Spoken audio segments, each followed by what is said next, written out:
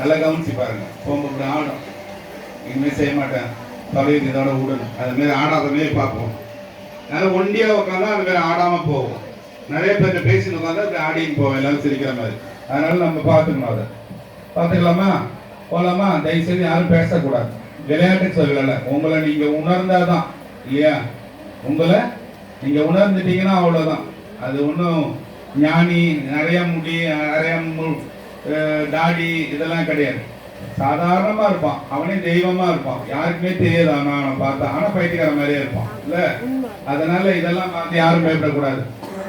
நம்மள என்னைக்கு உணர்றோமோ அன்னைக்கு எல்லாரும் ஒரு சாமி தான். ஆமாம், இதான் இன்னைய இன்ட்ரோடக்ஷன். இதுதான் உங்களுக்கு.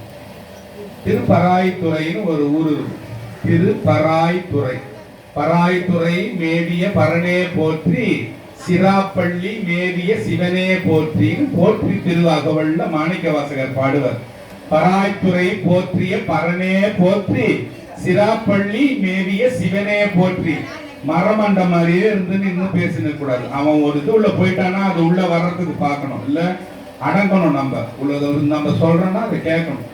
ஆமா.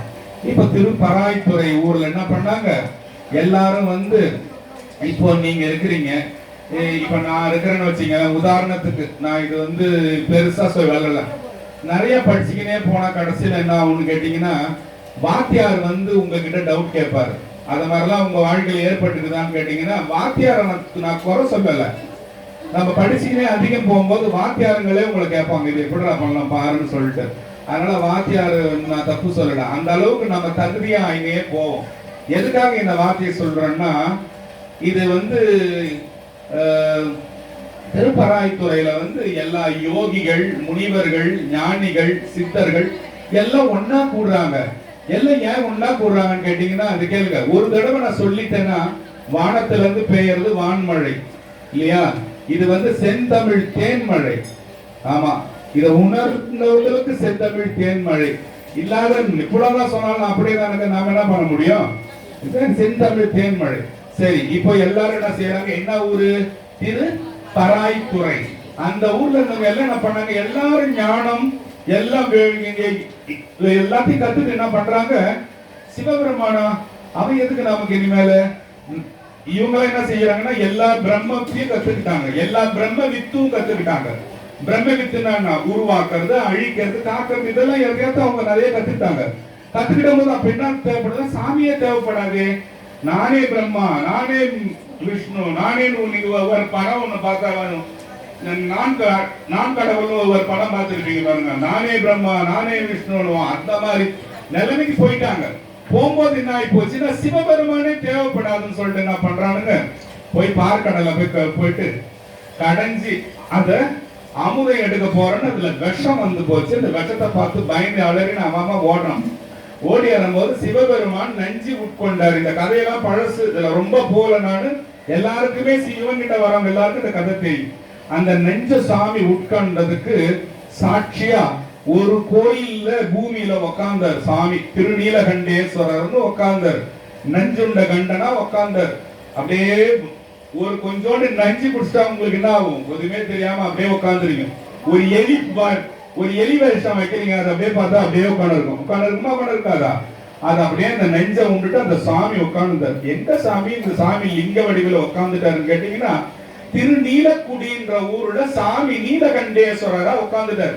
அப்படியே ஒரு தடவை காதல கேட்டுட்டீங்கனாலே அடுத்த ஜென்மத்துக்கு நீங்க போயிடலாம். உங்களுக்கு நான் அப்படியே சாப்பா குத்துற மாதிரி, திருநீலக்குடின்ற ஊரை கேட்டுட்டாலே அடுத்த ஜென்மத்துக்கு நம்ம போன மாதிரி. நீலகண்டேஸ்வர சுவாமியா உட்கார்ந்துட்டாரு. சுவாமி திருநீலக்குடியில உட்காந்துட்டாரா? சரி, இப்போ பார்வதியோட அப்பா ஒருத்தர் இருந்தார். அவர் பேரு தக்ஷன் பேரு. அவர் தக்ஷன் என்ன பண்றாரு? வேள்வி பண்றாரு. அந்த வேள்விய பார்வதி என்கின்ற காட்சாயணி போய் அந்த வேள்வியை பார்க்கறதுக்கு ஆசைப்படுறாங்க. சிவபெருமான் கேட்கறாங்க, எங்க இந்த மாதிரி எங்க அப்பா பண்றாரு வேள்வி, நான் அதற்கு போகணும்னு நினைக்கிறேங்க. இல்ல, நீ அதுக்கு போக கூடாது, உங்க அப்பாவோட உத்தரவு இல்லாம உன்னை நான் கல்யாணம் செஞ்சுக்கிறதால நீ அதுக்கு போக கூடாதுன்னு சொல்றாரு. பார்வதி சொன்ன பேச்ச கேட்கல. அதாவது தாட்சாயணி என்கின்ற பெண், பார்வதியான அந்த பெண், அவர் அப்பா சொன்னதை கேட்காம என்ன பண்றாங்க? அந்த வேள்விக்கு போயிட்டு அந்த தட்சனோட யாகத்துல போய் அவங்க அப்பா வான்னு கூட கூப்பிடாம அவமதிக்கிறார். யாரு? தாட்சாயணி என்ற பார்வதி அவமதிக்கிறாங்க. அவமதிச்ச உடனே என்ன பண்ணுவாங்க, நேரா சிவபெருமான்கிட்ட வந்தாங்க. சிவபெருமான் வந்து நிமிர்ந்தே பார்க்கல. நான் சொல்ற பேச்சு கேட்காம நீ போன அசிங்கப்பட்டு இங்க வந்திருக்கிற, நான் உன்னை என்னன்னு கூப்பிடுவேன். இன்னொன்னு நில்லுட்டார், அங்கே நில்லுட்டார். நான் என்னங்க பண்ணணும் அந்த மாதிரி தெரியாம போட்டேன்னு சிவபெருமான் பார்வதிக்கு சாபம் கொடுக்கிறார். பூலோகத்துக்கு போ, நீலகண்டேஸ்வரர் நான் ஒரு இடத்துல உட்கார்ந்து இருப்பேன், இருக்கிற எல்லா சிவலிங்கத்தையும் நல்லெண்ணெய் தேய்ச்சி வழிபாடு செய்ய. எந்த திருக்கோயில்ல, இத கேளுங்க, எந்த திருக்கோயில்ல அந்த நல்லெண்ணெய் எனக்குள்ள போய் அதை நான் வாங்கிக்கிட்டனோ அங்கதான் உன் கூட நான் இனி சேருவேன்னு சொல்லிட்டார். அம்மையப்பறம் அங்கதான் உன் கூட நான் சேருவேன். சாபம் வாங்கிட்டு வந்த பார்வதி என்ன பண்றாங்க, ஒரு கோயிலா போய் எண்ணெய் நல்லெண்ணெய் சுவாமிக்கு தேய்க்கிறாங்க. தேய்க்க தேய்க்க எந்த லிங்கத்துக்குமே அந்த எண்ணெய் உள்ள போகவே இல்லை. திருநீலக்குடி ஊருக்கு வராங்க.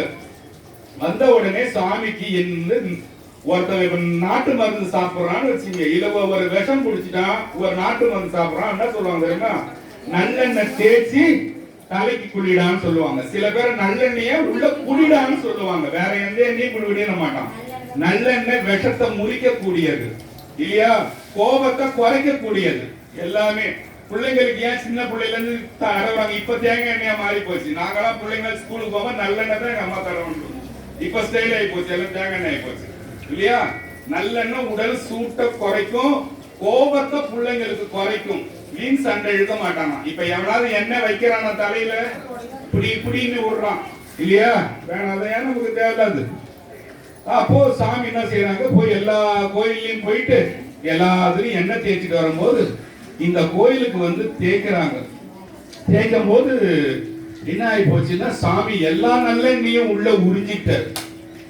திருநீலக்குடின்ற கோயில் என்ன சாமி ஸ்பெஷல் கேட்டீங்கன்னா, ஒரு லாரி எண்ணெய சிவலிங்கத்து மேல தேய்ச்சினாலும் அந்த லாரி எண்ணெய சிவலிங்கம் வாங்கிக்கும்.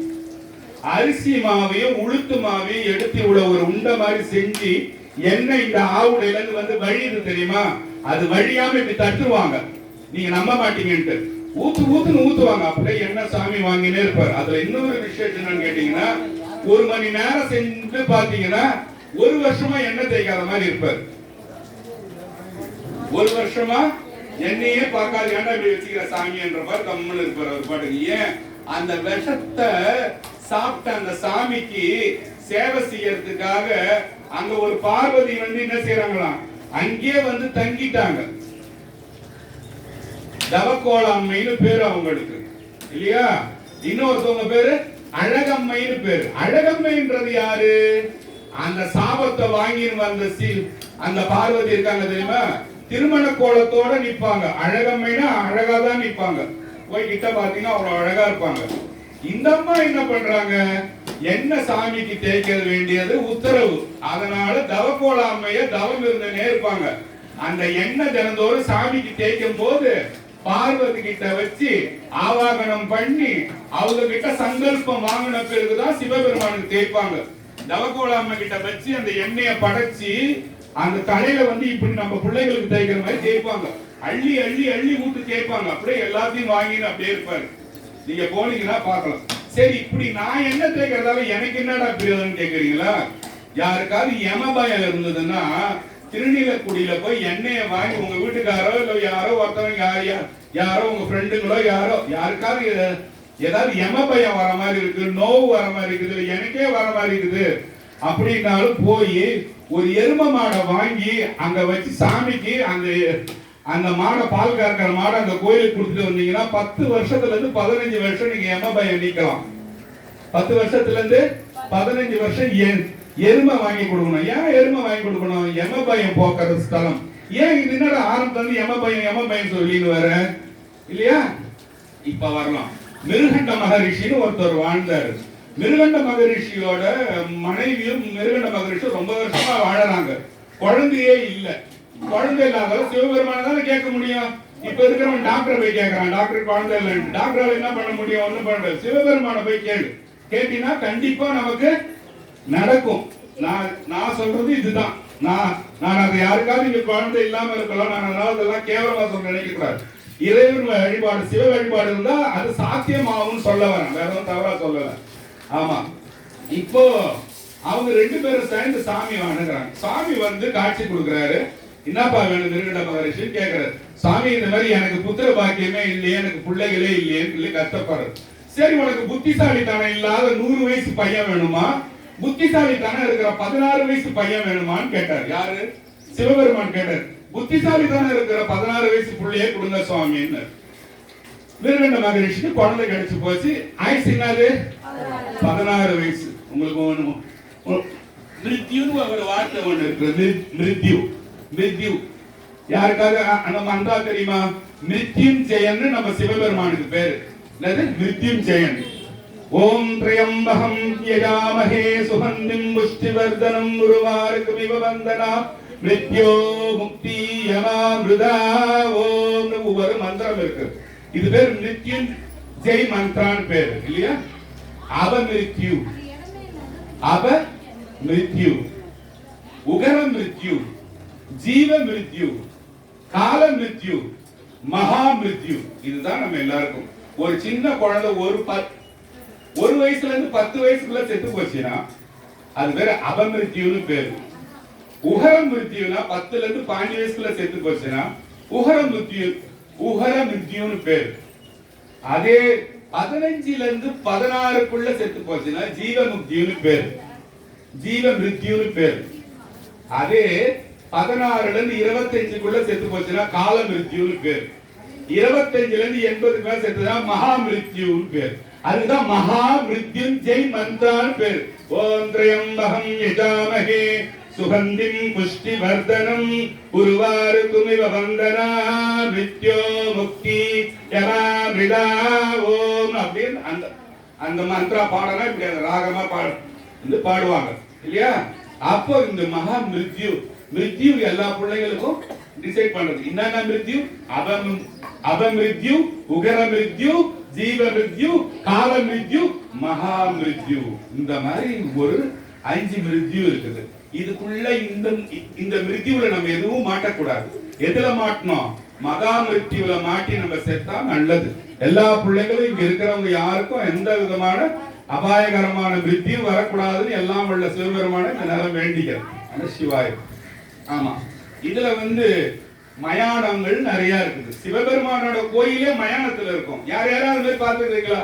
திருக்கடவுர் மயானம், காசி மயானம், அப்புறம் காழி மயானம், அப்புறம் கச்சி மயானம், அப்புறம் வேற என்ன மயானம் இருக்கு?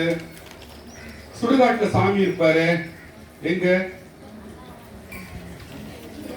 இங்க ஒரு பில்டிங் வருது நடுவுல. அந்த பில்டிங் இல்லாம இருந்தா இதுவும் பெரிய புகழ்வாழ்ந்த கோயில் தான் இல்லையா?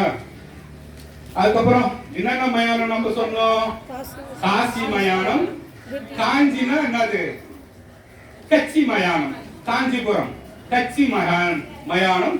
திருக்கடவுர் மயானம். திருக்கடவுர் கோயிலுக்கு எல்லாம் போறீங்க இல்ல, 60 80க்கு போயிட்டு எல்லாம் கல்யாணம் பண்ண, அதுக்கு பக்கத்துல திருக்கடவுர் மயானம்னு ஒரு கோயில் இருக்கும். அதுதான் ரொம்ப பிரசித்தியானது.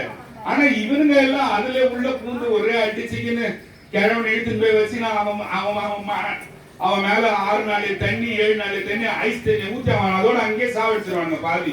அவன் இங்க வீட்டுக்கு வந்தாலும் மீதி அவனே போய் சேர்ந்துருவான். அது வேணா அது விடுங்க. 4 மயானம், இந்த மாதிரி 5 மயானம் இருக்குது மொத்தம் இல்லையா? இந்த மயானத்துல இருக்கிறதெல்லாம் எதுக்காக சொல்றேன்னா, சிவபெருமான் யமனை கட்டுப்படுத்தக்கூடியவன் என்றதால மயானத்தோட அதிபதி இல்லையா? இப்போ 16 வயசு குழந்தை பிறந்தது இல்லையா? மிருகண்ட மகரிஷி குழந்தைய தூக்கி வச்சு எல்லா சிவன் கோயிலும் போறாரு. யாருக்கு தூக்கி வச்சுக்கினேன்? யாரை தூக்கி வச்சுக்கினேன்? குழந்தைகள பேர் என்ன? மார்கண்டேய மகரிஷி ஆயிட்டான். மார்கண்டேய மகரிஷிய என்ற குழந்தைய சிவபெருமான் கொடுத்த 16 வயசு குழந்தைய தெய்வ குழந்தை தானே, தெய்வ குழந்தைய தூக்கி வச்சுன்னு போறாரு. குழந்தையும் போகுது, பக்தியை பத்தி பாக்குது, அவங்க அப்பனோட தியானம் பத்தி பாக்குது, எல்லாம் கத்துக்குது. நாரத முனின்னு ஒருத்தவர் பழக்கமாவது. நாரத முனி அவரால் உங்களுக்கு எல்லாருக்கும் தெரியுமே, நாரதர் இல்லையாமா? நாரத முனி பழக்கமாவது. ஆன உடனே என்ன சொல்லிட்டாரு? மார்கண்டேயனே நீ காசிக்கு போறான்னு சொல்லிட்டாரு. யார?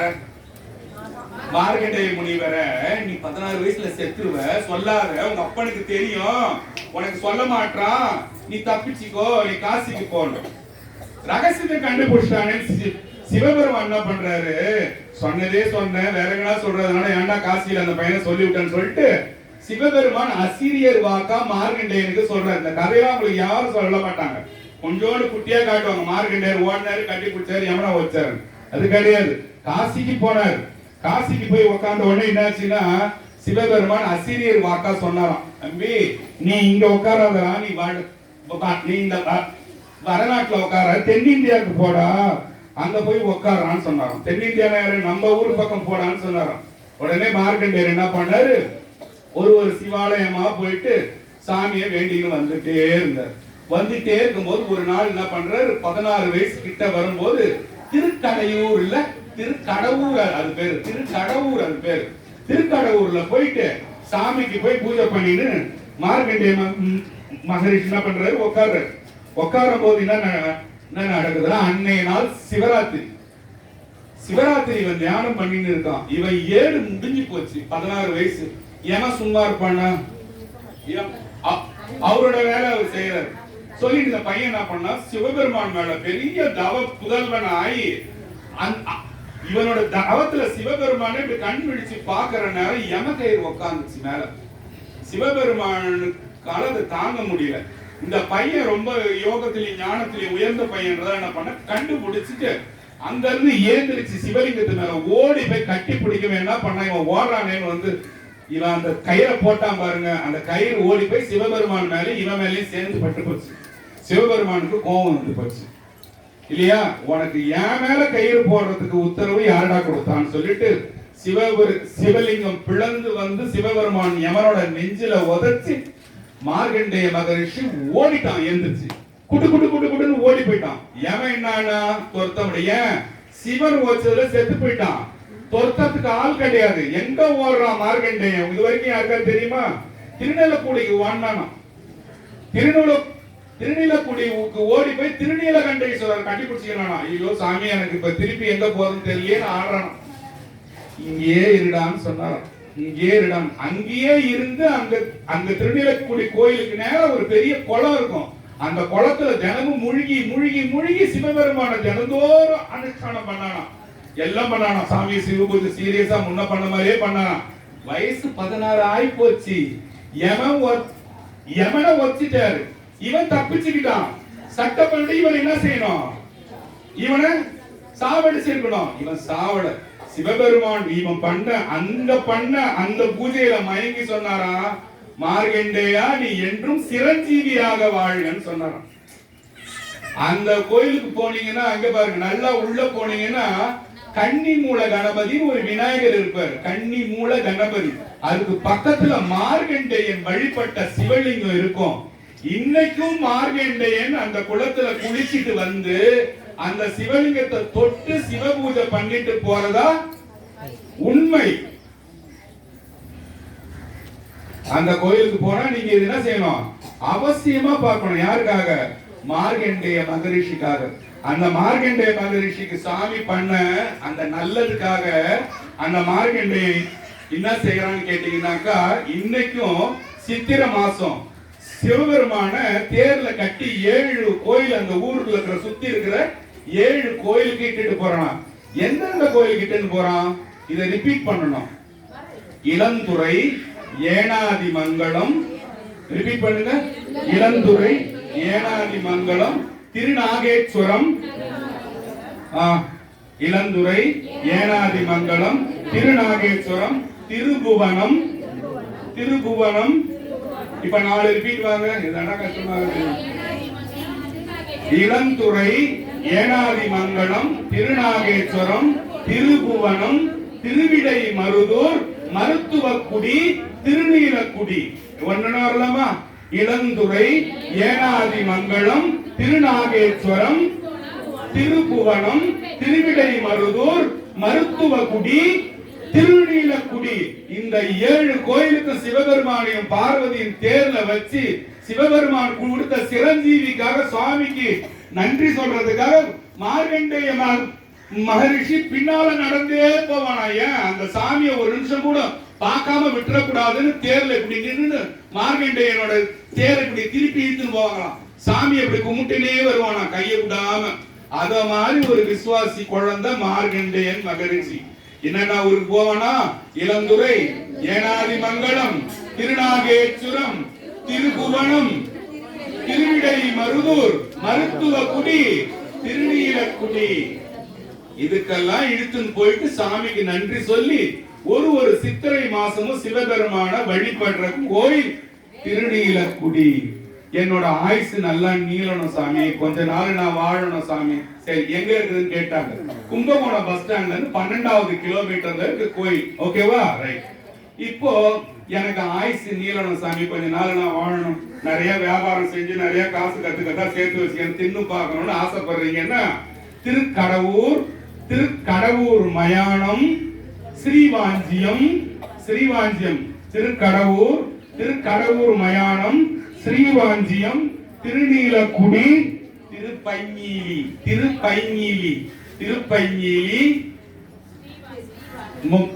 ஃபர்ஸ்ட்ல இருந்து வரலாம். திருக்கடையூர் மயானம், ஸ்ரீவாஞ்சியம், அப்புறம்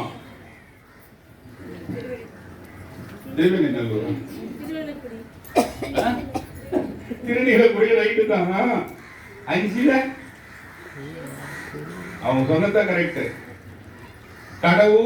கடவூர் மயானம், ஸ்ரீவாஞ்சியம், திருநீலக்குடி, திருப்பைஞீலி. இந்த 5 கோயிலையும் போய் யாரு சுத்தினீங்கனாலும் அவங்களுக்கு ஆயுள் நிவர்த்தி, ரொம்ப வருஷம் நீங்க இருக்கலாம். ஓகேவா? ரைட். இப்போ அந்த தேவர்கள் முனிவர்கள்லாம் பத்தி அந்த ஒரு கதை ஒண்ணு ஆரம்பிச்சு இல்லையா?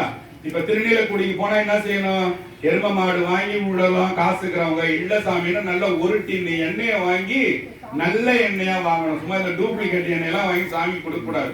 ஒரு தடவை கொடுத்தாலும் ஏமா நல்ல எண்ணெயா வாங்கி தரணும். ஏன்னா அது பேரே என்ன எண்ணெய்? நல்ல எண்ணெய் தான். அந்த நல்ல எண்ணெய்க்கு சாமிக்கு வாங்கி கொடுக்கணும்.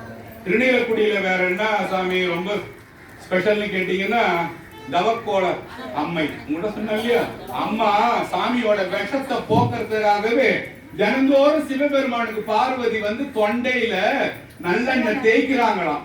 தேய்ச்சி அந்த விஷத்தோட அந்த கொடுமை போறதுக்காக சாமிக்கு தினந்தோறும் பார்வதி அபிஷேகம் பண்ற கோயில் தான் திருநீலக்குடி. ஆமா. இப்ப இந்த திருப்பராய்த்துறைன்னு ஒண்ணு ஆரம்பிச்சேடா பைத்தியக்காரா, கேக்குறீங்களா?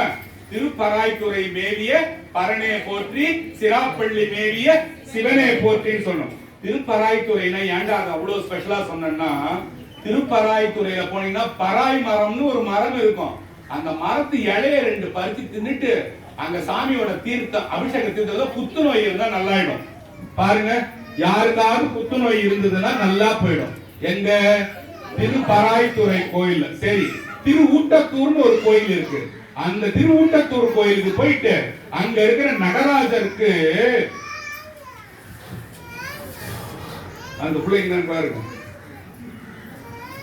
அங்க இருக்கிற நடராஜருக்கு வெட்டி வேர் இருக்கு பாருங்க. வெட்டி வேரை வாங்கி அவர் தலையில வச்சு அபிஷேகம் பண்ணி அந்த நீரை குடிச்சு வந்தா சிறுநீரக தொல்லைகள் எல்லாம் போகும். ஆச்சா? இப்போ கோயில் வெண்ணின்னு ஒரு ஊர் இருக்கு. கோயில் வெண்ணி எங்க சாமி இருக்குன்னா தஞ்சாவூர் பக்கத்துல இருக்கு. அந்த கோயிலோட ஸ்பெஷல் என்னன்னு கேளுங்க. கோயில் உள்ள போய் 2 கிலோ சர்க்கரை எங்க பார்த்தாலும் தூவுங்க. ஒரு எறும்பு கூட வாயில வைக்காது.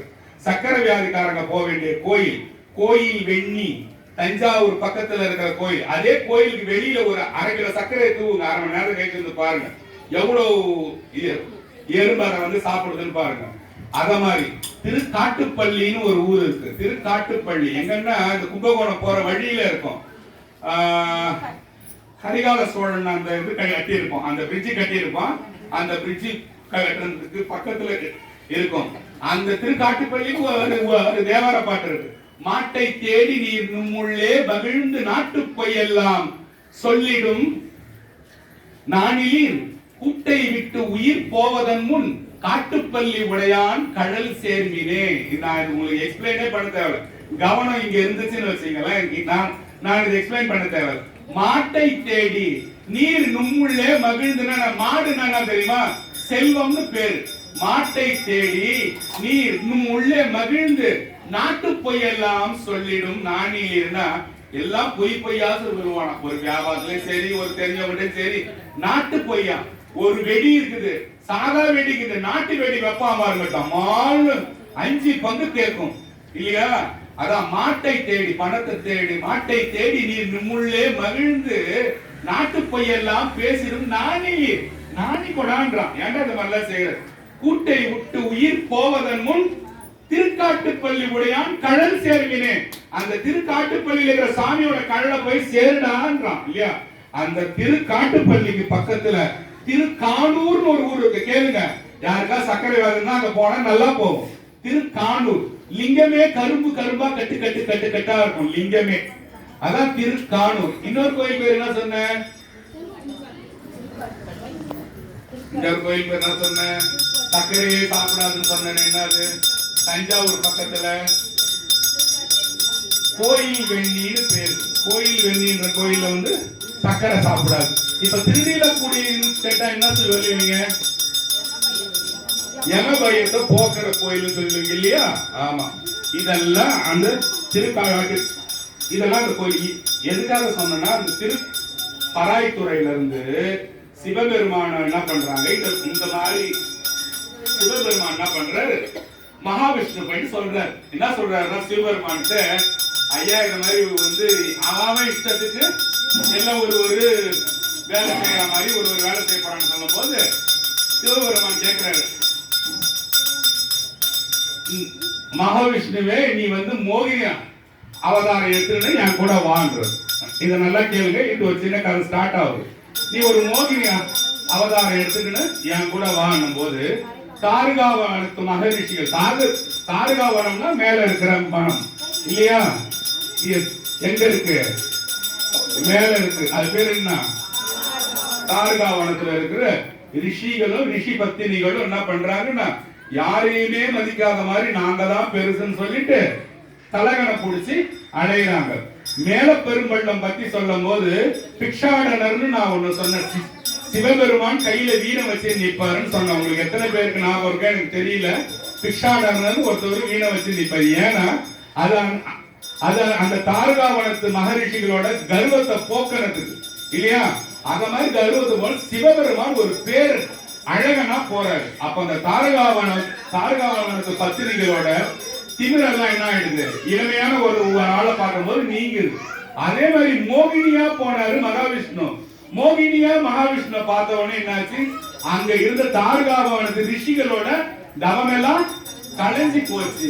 2 பேருக்கு தவம் கலைஞ்சு போய் என்ன ஆயிட்டாங்க, மனிதனா ஆரம்பிக்கிறாங்க. குணமெல்லாம் போச்சு, நல்ல குணமெல்லாம் போச்சு. அப்ப என்ன பண்றாங்க, ஒரு வேள்வி செய்யறாங்க. வேள்வின்னா யாகம். யாகம் எதை வச்சு செய்யறாங்கன்னா, வேப்பட குச்சியும் பசுமாரோட மாமிசத்தையும் வச்சு பண்றாங்க. ஏன் சாமி இதெல்லாம் செய்யறாங்கன்னு கேட்டீங்களா, அந்த வேள்வியில இருந்து ஒரு புளிய தூக்கி யாரா இதுக்கெல்லாம் காரணம் கேட்கறாங்க. இந்த மாதிரி எங்களோட தவம் எல்லாம் போச்சு, எவன்டா காரணம்? சிவபெருமான் தான் காரணம். அவனை விடாதா புடிடா. வேள்வியில இருந்து ஒரு புளிய தூக்கி விட்டாங்க. புளிய தூக்கி விடுங்க. நம்ம சாமி என்ன பண்ணாரு, புளிய 2ஆ கிழிச்சு புளித்தோலை வச்சிருக்க இல்லையா. பொன்னார் மேனியனே புளித்தோலை அரைக்க செய்து இன்னா செஞ்சடை மேல் நீர் கொன்றை அணிந்தவனே மண்ணே மவனியே மழை பாடியுள் மாணிக்கமே அன்னே உன்னையெல்லாள் இனி யாரை நினைக்கேனே. பொன்னார் மேனியனே. பொன்னார் மேனி என்ன பண்ணாரு, புளித்தோலை அரை கசித்து உட்காந்துட்டாரு. புளியை கீழ்ச்சி போட்டாண்டா இந்த ஆளுன்னு சொல்லும் போது உடனே யானையை விடுறான்னு சொன்னான். யானை, பெரிய யானை போகுது. சிவபெருமான் உடனே என்ன பண்ணாரு, ஆத்மலிங்கமா மாறி அந்த யானையோட வவுத்துக்குள்ள புகுந்து யானையை 2ஆ கிழிச்சு போட்டார். பணக்கை மும்மத வேழம் உரித்தவன். வேழம்னா யானை. நினைப்பவர் மனம் கோயிலா, நினைப்பவர் மனம் கோயிலா கொண்டவன். அனைத்தும் வேடமா அம்பல கூத்தனை திரைத்தனை பொழுதும் மறந்து உய்வனோடு பாரு. இந்த அம்பல கூத்தனை நீ யானை கீச்சவனாச்சடா சாமி, உன்னை ஒரு நிமிஷமாவது நான் மறந்துட்டு இருப்பேனான்னு சாமி பாடுற இல்லையா? இப்ப என்னன்னா போயிட்டாங்க, புலி வந்துட்டு யானை வந்துடுது, அடுத்தது மான விடுறான். சிவபெருமானோட நிம்மதி கெடுறான்ட்டு மான் எங்கன்னா தங்கரேட்ல நீங்க போய் தூங்கி இருக்கிறீங்களா? எங்களோட ஆசிரமம்ல நான் வந்து தூங்கி இருக்கேன், கேளுங்க. அது கொடுமையா இருக்கும். உங்களுக்கு வந்து 5, 6க்குலாம் தெரியாது. நைட்டு 2 மணிக்கு ஏசிங்கன்னா உண்மையிலே பேய் இருக்குது போல அங்க பாப்பீங்க. கடைசியில் அது மானோட சத்தம். மொத்தம் நிம்மதி வீணாக்கிறதா மானே போதும். அந்த மானை தூக்கி விட்டான் பாருங்க. சாமி என்ன பண்ணாரு? மானை தூக்கி என்ன பண்ணாரு சாமி? அவரோட 2 விரலுக்கு நடுவுல மானை விட்டுன்னு அவரோட குரல கேட்டிருக்கிறான். அடுத்தது என்ன பண்ணா? மழு எடுத்து விட்டான். மழு ஒரு கையில இல்லையா? திருமழப்பாடி மழுவ ஆடிச்சான். அந்த ஊர்ல சாமி ஆடும் போது மழுவ ஆடுறதால திருமழப்பாடின்னு வந்துருது. வேற என்னது? மானு மழு. அப்புறம் உடுக்கை தம் ரம் தும் தம் வந்து இவனுக்கு ஃபுல்லா சத்தத்தை கொடுக்கணும். இந்த உலகம் உருவானது என்ன தெரியுமா? பிக் பேங் தியரின்னு ஒரு தியரி இருக்கு. ஓசையிலும் ஒளியிலும் தான் இந்த உலகமே உருவானதா. சிவபெருமானோட ஓசையிலும் ஒளியிலும் தான் இந்த உலகமே வந்ததுக்கான உண்டான தேவர பாட்டே இருக்கு. ஓசை ஒளியலாம் ஆனாயினி, உலகிற்கு ஒருவனாய் நின்றாயினி, வாச மலரலாம் ஆனாயினி, மலையான் மருகனாய் நின்றாயினி, தேச பெருகு மீதாயினி, பிரானாய் அடியன்மேல் வைத்தாயினி, தேச விளக்கலாம் ஆனாயினி, திரு ஐயாறு அகலாத செம்பர் சோதி பாட்டே இருக்கு. அதுக்கு இங்கிலீஷ்ல பிக் பேங் தியரின்னு வாங்க. யார் கையில இருக்கு? தமுருகம்னு பேரு. தமுருகம் உடுக்கை கம் கம் ரம் ரம் சத்தத்துலதான், இந்த நாதத்துலதான் இந்த உலகமே உருவாச்சுன்னுவாங்க. இது எல்லாத்தையும் நம்ம எடுத்து சாமி மேல ஏவி ஏவி ஏவி பார்த்தானுங்க. ஒண்ணுமே ஆகவே இல்லை இல்லையா? இதுக்கு முன்ன என்ன கொடுத்தாங்க? மழு. மழு நடம், சண்டை போடுறது. அதுக்கு இன்னொரு பேர் என்ன தெரியுமா? பரசுன்னு பேரு. பரசு. அதுக்கு யார் அந்த வாங்கன்னு தெரியுமா? சிவபெருமானுக்கு தான். யார் வாங்கினா?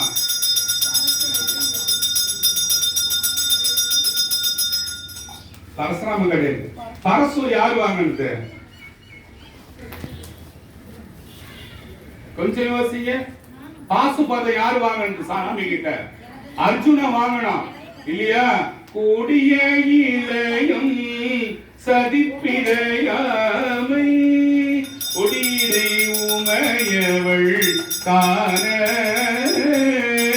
ஆடிய அழகா அருமறை பொருளே அங்கன எங்குற்றா என்று தேடியவானோ சேர்த்திரு முல்லை வாயினால் திரு புகழ் விருப்பாள் பாடிய அடியேன் படு துயர் கலையாய் பாசுபதா பரஞ்சுடரேன் பாடுற. என்ன பாடுறாங்க? பாசுபதா பரஞ்சுடரேன்னு பாடுறாரு சுந்தரமூர்த்தி பாடுற இல்லையா? அப்ப இந்த பாசுபதம் என்னது? சிவபெருமான் இந்த மழு கிடைச்சதுல இவனுக்கு போட்ட மழுவ சிவபெருமான் கையில பாசுபதமா வச்சுக்கினாரு. புலித்தோல உட்காரத்துக்கு வச்சுக்கிட்டாரு. யானைய சட்டையா போட்டுக்கினாரு. சட்டையா யானை தோலை சாமி போட்டதாலதான் சாமி பேரு சட்டைநாதன் வந்தது. வேற எதுவும் கிடையாது. சட்டைநாதன் சாமிக்கு பேர் வந்ததுனாக்காக அதனாலதான் வழுவூர் வீரட்டானம் என்ற கோயில்ல சாமி அந்த யானையை கிழிச்சு வழுவூர் வீரட்டானம் கோயில்ல சாமி ஆத்மலிங்கமா யானை வகுத்துல பூந்து கீழ்ச்சிட்டார். யானைய கீழ்ச்சிட்டாரா? யானை புலியாச்சு, யானையாச்சு, அப்புறம் மானாச்சு, மழுவாச்சு, அப்புறம் உடுக்கையாச்சு, அப்புறம் இந்த மழுதான் அரசுன்றது. நீங்க ரெண்டுத்தையும் குழப்பக்கூடாது இல்லையா? எல்லாம் போயிடுச்சா? வேற என்னது? வேற என்ன இருக்கு சாமி மேல? பாம்பு. பாம்பை தூக்கி போட்டா பாருங்க. இடுப்புக்கு அரணா கயிறா சாமி கட்டிக்கினார். மேலாம் தூக்கி சாமி பாம்பை போட்டுக்கினார். இப்ப அப்படியே சிவபெருமான் நினைங்க. மான் ஒரு பக்கம், மழு ஒரு பக்கம், பாம்பு, உடுக்கை எல்லாம் இருக்குது இல்லையா? இப்படிதான் நம்மளோட சாமியை வந்து அந்த தாரகாவனத்து ரிஷிகள் அவங்களோட அகம்பாவத்தை போக்காம சாமி கிட்ட எதிர்த்துக்கிறதால எல்லாரும் இதுக்கு எல்லாத்துலயும் தோத்து போய் சாமி கிட்ட எல்லாரும் என்ன பண்ணாங்க? சரண்டர் ஆனாங்களாம். வேதம் ஓதி வெண்ணூல் பூண்டு, வேதம் ஓதி வெண்ணூல் பூண்டு வெள்ளையரு தேரி பூதம் சூழ ஒளிய வருவ வருவார் புலியின் உரி பூதம் சூழ பொலிய வருவாராம். யாரு? புலியின் உரி தோலார். புலித்தோலை கொண்டு வருவாராம். நாதாயனவும் நக்கா, நக்கானா அப்பான்னு அர்த்தம். நாதான்னு வீட்டுக்காரன் முன்ன கூட்டாங்கல்ல, வீட்டுக்கார மாதிரி அன்பா வச்சுக்கணும், அப்பா மாதிரி உயிரே கொடுக்கணும். நாதாயனவும் நக்காயனவும் நம்பா நண்பன் மாதிரி சுவாமி நம்பாயன நின்று பாதம் தொழுவார். பாதத்தை எவன் தொடரானோ பாவம் தீர்ப்பார். பழன நகராரே. திருப்பழனம் ஊர்ல இருக்கிற சுவாமி, நீங்க வேதம் ஓதி வெண்ணூல் பூண்டு வெள்ளை எருதேறி வர சுவாமிய பூதம் சூழ பொழிய வருவாராம். புலியின் உரித்தோளா நாராயணமும் நக்காயனமும் நம்பாயனமும் நின்று பாதம் தொழுவார், பாவம் தீர்ப்பார். பழன நகராரே. இப்ப இந்த கோயில் கதையெல்லாம் முடிஞ்சுதா? திருநீலக்குடிக்கு உண்டான ஒரு 3 தேவார பாடல் இருக்கு, பாருங்க, சீக்கிரமா ஓடியாங்க. 5 நிமிஷம் தான். ஓகே, 5 நிமிஷம் சாமி. அப்ப இந்த பாட்டை பாருங்க எல்லாரும். வைத்த மாடும் மனைவியும். யாருக்காவது ஏதாவது புரியலன்னா என்ன கேட்கலாம். வைத்த மாடு நான் சொன்னேன், செல்வம்னு சொன்ன பணம். வைத்த மாடும் மனைவியும் மக்கள் நீ செத்த போது சரியார் பிரிவதை. நீ எல்லா மனைவி மக்கள் பணம் எது வச்சிருந்தாலும் நீ செத்தினா உன்னை சுடுகாட்டுல விட்டு குடுகுடுன்னு ஓடிப்புடும். நீ 10 பவுன் செயின் தாலி சரடு வாங்கி கொடுத்தாலும் சரிதான், ஓடிடும். நீ 20 பவுன் போட்டாலும் ஐயோ நான் சுடுகாட்டுல அவனையும் போங்கிடும் இல்லையா? செத்த போது சரியார் பிரிவது. நித்தம் நீலக்குடி அரணை நினை. அப்பா இதெல்லாம் பொய்ப்பா, நீலக்குடிய நினைப்பா, மனசால நினை. ஒரு பைத்தியக்காரன் சொல்றானே திருநீலக்குடி திருநீலக்குடி திருநீலக்குடி. நீலகண்டேஸ்வரர் பார்க்கணும், எண்ணெய் எப்படி தேய்க்கிறாங்க, எண்ணெய் எப்படி உரியிறாரு சாமின்னு பார்க்கணும், அம்மாவை பார்க்கணும்னு ஆசை வைப்பான்றார். நித்தம் நீலக்குடி. நித்தம் எப்பவுமே நீலக்குடி. அரண்னா சிவன் இல்லையா?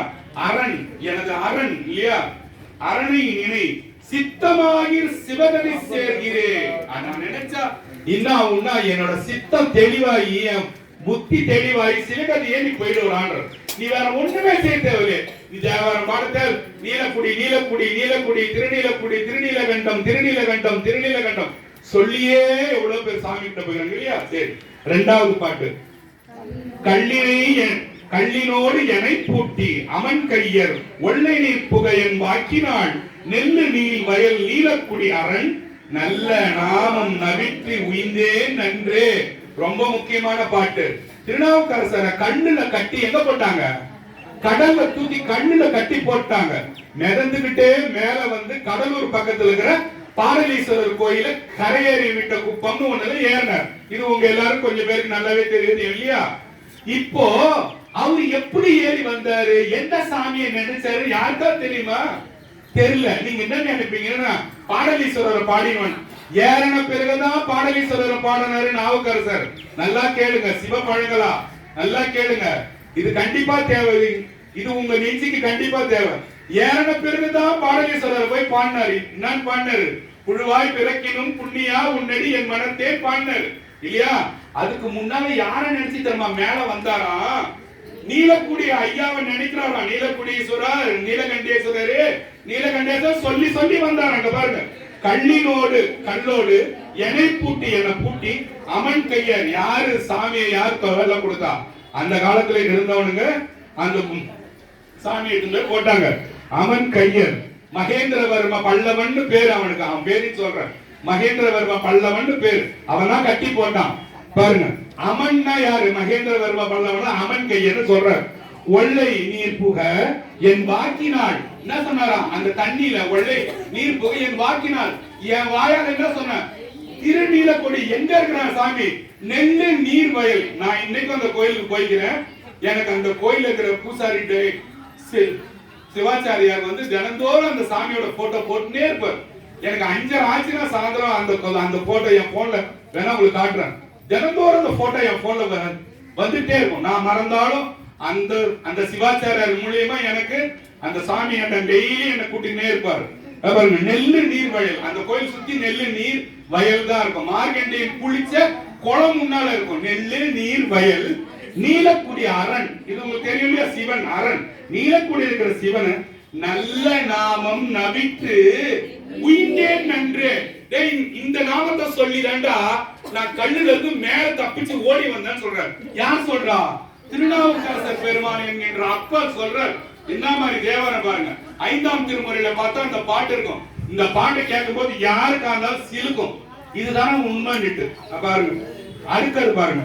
அழகியோம் இளையோம் எனும் ஆசையால் ஒழுகி ஆவி உடல் வாடும் முன்னமே நிழலது ஆர்ப்பனில் நீலக்குடியான் கடல் கொள் சேவடி கை தொழுது உயிமினே. அழகியோம் ஒரு பொண்ணு இருக்குது, ஒவ்வொரு பையன்றான். அது ஒரு பையன் என்ன பண்ணுவான்? 18 வயசு ஆயிடுச்சுன்னா நல்லா டைட் சட்டையா கயிறு வரையும் தூக்குவான். பொண்ணு என்ன செய்வாங்கன்னு எனக்கு தெரியல, அதை விட்டுடுங்க. அழகியும் நம்ம தாண்டா பியூட்டி, நம்ம தாண்டா சூப்பர். பாரு என் கைய பாரு, என் காலை பாரு, எல்லாத்தையும் காட்டின்னு போவானா. அழகியோம் அப்புறம் இளையோம், நாம தான் இளமை. வீசை முறுக்குவான், அப்படி என்னமோ வண்டியில புருணுவான் டருணுவான், ஓடி போய் உழுந்து 10 பேர் சாவுவான். அழகியோம் இளையோம் எனும் ஆசையா, இந்த ஆசையே உனக்குள்ள சொல்லி சொல்லி சொல்லி எதுக்குள்ளவர் ஒழுகினா அந்த இளமை பருவம் போய் ஆவி உடல் வாடும் முன்னமே ஐயோ அம்மான்னு கடைசியில பெட்ல உண்டு பெட்டிலேயே கை நீர் மூத்திரம் பேருக்கு முன்னால நிழலகு ஆர்பொழில் நீலக்குடியான் கடல் சேவடி கை தொழுது உயிமினேனா அதுக்கு முன்னால திருநீலக்குடின்னு சொல்லி 2 கையை நல்லா மேல தூக்கி சாமியோட ஷெல்ஃபு கிட்ட போய் திருநீலக்குடி திருநீலக்குடி திருநீலக்குடி திருநீலக்குடின்னு கூட்டுக்கார பிள்ளைங்க எல்லாம் ஏந்திருக்கிறதுக்கு முன்னால ஒரு 50 தடவை கத்துங்க. பெரிய துன்பம் திருநீலக்குடி நீலகண்டேஸ்வரர் வீட்டுக்கு வந்து கஷ்டப்படாத நான் தீர்த்து வைக்கிறேன்னு சத்தியம் பண்ணுவார். எதுக்காக இது சொல்றேன்னா, மத்த கோயிலெல்லாம் நீ போய் அது செய்யணும் இது செய்யணும், இந்த கோயில்ல ஒண்ணும் செய்ய தேவையில்லை. வாழற காலத்துல ஒரே ஒரு தடவை இந்த திருநீலக்குடிக்கு போயிட்டாலே உன்னை சாமி சிவகதி சேர வைப்பாராம். ஒரே தடவை தான் 2 கையை தூக்கி நீ நீலகண்டேஸ்வரான்னு கும்பிடணுமா. அதோட ஒரே ஒரு விஷயம் சொல்லி நான் இதை முடிச்சிடுறேன். இந்த திருநீலக்குடியில ஒரு பிரதோஷம் போயிட்டீங்கன்னா வாழும் போது 1000 பிரதோஷ காலம் போனதுக்கு சமமா. நமசிவாய். திருச்சி